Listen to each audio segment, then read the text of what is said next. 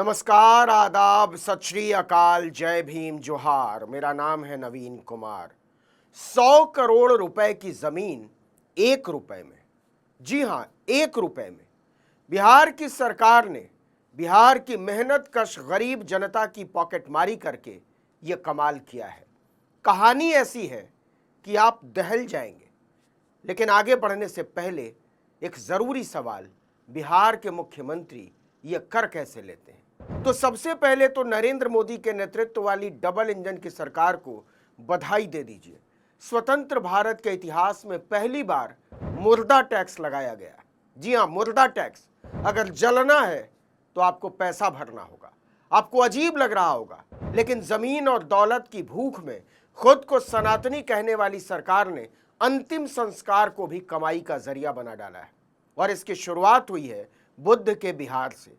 देश को बेचते बेचते मोदी के चेले यहां तक पहुंच गए कि मुर्दा बेचकर भी पैसा कमाएंगे। बिहार के पटना में बांस घाट शमशान को डबल इंजन सरकार ने जमीन कब्जे के पुराने आरोपों में घिरे बदनाम बाबा जग्गी वासुदेव उर्फ जग्गा के ईशा फाउंडेशन को सौंप दिया है।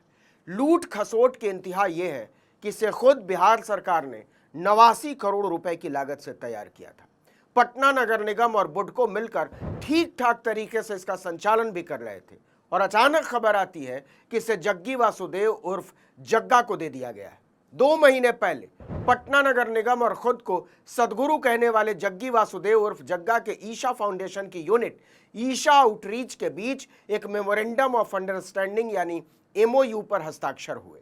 इसके साथ ही हर मुर्दे को जलाने पर 3,500 से 5,000 रुपए के बीच वसूली भी शुरू हो गई। नहीं, अगर आप समझ रहे हैं कि ये पूरा खर्चा है तो आप गलत हैं। लकड़ी, घी, तेल, अनुष्ठान सामग्री, फूल माला, धूप बत्ती, इन सब का खर्चा अलग से उठाना होगा।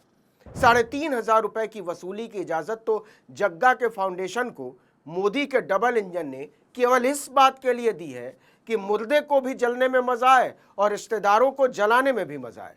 आपको ये बात बहुत अजीब लग रही होगी, लेकिन ये बिल्कुल सच है। इस MOU में बाकायदा लिखा हुआ है कि मुर्दों को हम अलग तरीके से जलाएंगे, हाईटेक तरीके से। बाकायदा लिखा हुआ है कि जग्गा को फ्री में सौंपे गए 89 करोड़ से बने शमशान गृह में मुर्दों को पर्यावरण अनुकूल गरिमापूर्ण तरीके से जलाया जाता है। तो बाकी शमशानों में कैसे जलाया जाता है? मतलब मुर्दे भी जनरल क्लास और VIP क्लास के होंगे। एक वो मुर्दे जो जग्गा के शमशान में ठाठ से जलेंगे, और दूसरे उसी के पड़ोस में सरकारी शमशान में जहां 300 रुपए की पर्ची कटाकर अमीर गरीब हर कोई समान भाव से अंतिम संस्कार कर सकता है। जलाने वालों को मजा आएगा। ये कहा गया है कि हम उन्हें AC कमरे में बैठाएंगे। लेकिन आपको लग रहा है कि ये सारा इंतजाम जग्गा के ईशा फाउंडेशन ने किया, तो आप सरासर गलत हैं। जैसा कि हमने पहले बताया था, इसको बनाने में 89 करोड़ का पूरा खर्चा बिहार सरकार ने किया है। चवन्नी का खर्च भी जग्गी वासुदेव उर्फ जग्गा ने नहीं किया। उसको तो केवल मुर्दा टैक्स की वसूली करके नोट छापना है। लेकिन ये केवल मुर्दों से मुनाफा कूटने का मामला भी नहीं है, बिल्कुल नहीं है। यह असल में जमीन की लूट है, क्योंकि बांस घाट का जो शमशान है उसमें जलाने की जगह तो मुश्किल से आधे एकड़ में है, लेकिन कुल जमीन है 4.5 एकड़, वो भी पटना के ऐसे इलाके में जहां 100 गज जमीन भी खाली नहीं है, गंगा के किनारे।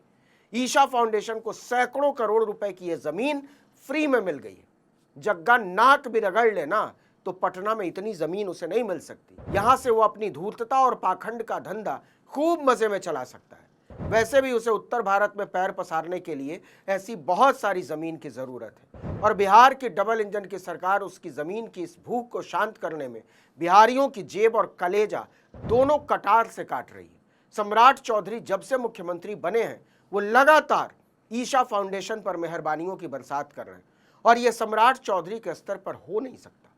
इसका आदेश निर्देश ऊपर से आया है। पहले से तय था कि जमीन के भूखे जग्गी वासुदेव उर्फ जग्गा की भूख पटना के सुपर प्राइम इलाके में 4.5 एकड़ जमीन से पूरी होने वाली नहीं है।